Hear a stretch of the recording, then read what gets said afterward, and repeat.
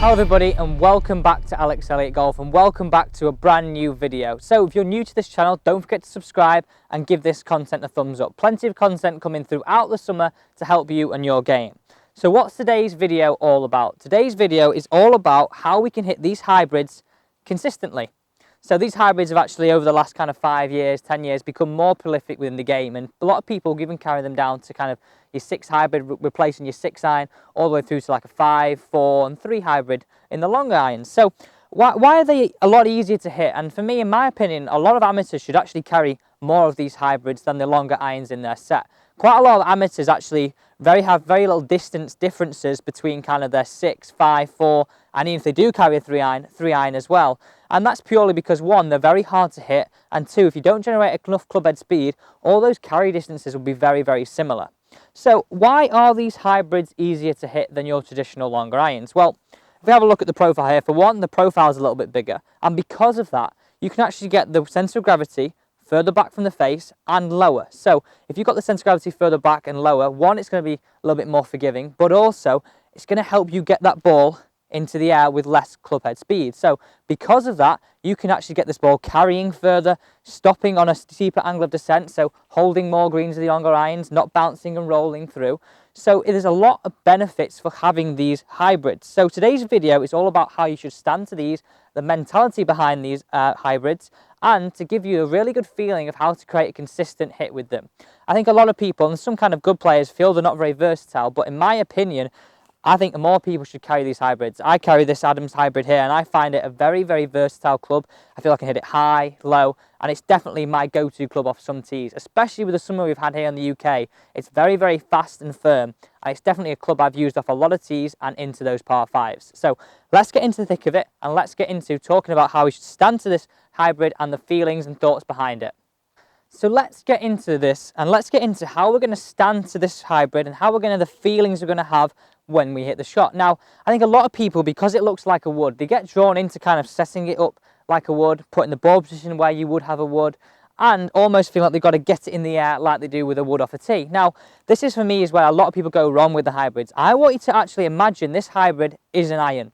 All it is, it looks aesthetically differently. I want you to imagine it's an iron, and that's just going to be how we're going to set up to it like an iron, how we're actually going to the feelings through the ball like an iron, and how we're actually going to play with it on the course. So let's get into the setup. Now, a lot of people actually set up to this hybrid and actually have this ball position too far forward, almost have these shoulders like they'd set for a drive and a 3-wood off a tee, and really try and feel like they're going to get this ball into the air by hitting it on the up. Whereas I want you to feel like this ball position is going to be a club head inside your lead heel. So if I show you that there, that ball position is a club head inside my lead heel, and you can see that I easily set up, put a club head down, and you could do this by, if you're practicing, just putting a alignment stick down the ground and double checking that that ball position is correct. But if you're out on the course, your reference point is a club head inside my lead heel. And from there, you can see now, I'm set up to this club more like an iron. I've not got my shoulders tilted up and facing towards the sky. I've definitely got my shoulders more on a flatter angle here, a more steady angle. So from there, I wanted the feelings I want you to have through the golf ball is I want you to feel like you're hitting this golf ball and brushing that turf. And what I mean by that is, I want you to feel through the golf ball, to be able to brush that turf and bruise that ground past the golf ball like we would an iron. I want you to feel like you swing as low and as long on the way through. So a foot after the golf ball, this head is as far away as possible, as low as possible, and from there I bruise the ground. So a foot after the golf ball, the club head is as far away and as low to the ground as possible, with the butt of the club pointing back at my belly button. For me, that gives me a really good feeling, giving me that downwards hit on the golf ball, not a squashing hit, but a downwards hit on the golf ball, bruising action, and I'm not helping get that ball in the air. I think like with long irons, and sometimes like with people with driver and 3-wood, they feel they've got to scoop that ball up into the air because they don't see a lot of loft. The beauty is, with this club, with the centre of gravity further back and lower, you don't have to do this. It's really simple. Play it like an iron, even though it looks a bit more like a wood. So let me go through that setup. Ball position, a club head inside my lead heel. My feeling through the ball to generate that really nice, really good consistent strike is as low to the ground as possible on the way through, as foot after the golf ball. If I could replicate this position here, give me a bruising action past the golf ball, I'm definitely going to create a really nice, crisp, consistent strike. But for me, the key point is that ball position, a club head inside my lead heel. Let's go ahead and hit this one.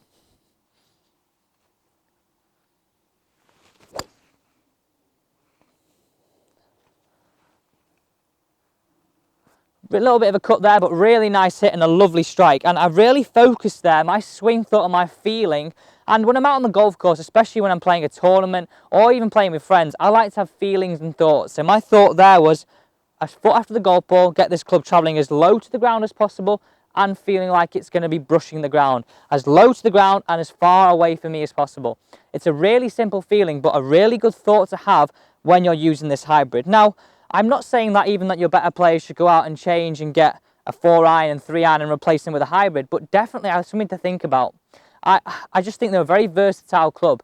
For me, they could be a lot easier to hit out the rough, they're a lot easier to hit off tees, and I find them very, very easy to hit in winds. I find them downwind, you can almost hit it a long way, and then into the wind, I can feel I can get it going through the wind also, whereas sometimes with an iron or longer irons, it's very hard to get that consistent strike and that strike, especially cross winds or into wind, and get that carry distance. Whereas for me, this is a club that gives you an all-round feel. Now, aesthetically, it might not look good for kind of your better players, so better players may prefer something more like kind of your driving iron, and that's fine. It's all down to a bit of personal preference within that and the kind of the set makeup. But for me, the feelings would still be the same. I'd have that ball position, a club head inside my lead heel. My feelings would be through the ball and that club head travelling as low and as far away from me to give me that bruising action. Don't feel like you've got to scoop it into the air. The club will do the work for you. It makes it easy. Let the club do the work for you. So let's summarise today's video. Today's video is all about creating a crazy consistency with these hybrids. Now, for me, it's a club that we said we can use in winds, across wind, off the tee, a lot easier off the deck, but also you can use this chip around the greens too. So there's more than just one use to this hybrid. And for me, this is the reason why I carry this hybrid, and this kind of replaces kind of my gap between like my 3-iron and kind of like my 4-wood and my 3-wood. So that's the reason why I carry this rescue. And now this is kind of your more traditional looking one, but like we said earlier, you could actually go and get the driving iron aspect of these too. So all in all, this video and today's video is some simple feelings. We want to feel that golf club is as low and as far away from possible after the golf ball. Really have that mentality that I'm going to hit it like an iron. And I'm going to have that club head and ball position, a club head inside my lead heel. Very simple thoughts, very simple kind of conversation we're having today about these hybrids, but it's definitely a conversation you need to have with yourself. Do I need to replace kind of my 3 and 4 irons with a hybrid? I definitely think a lot of people should do, and they could definitely see some advantages and their scores lower because of that. Thank you for watching today's video on Alex Elliott Golf. Don't forget to subscribe and give this video a thumbs up. See you next time on Alex Elliott Golf.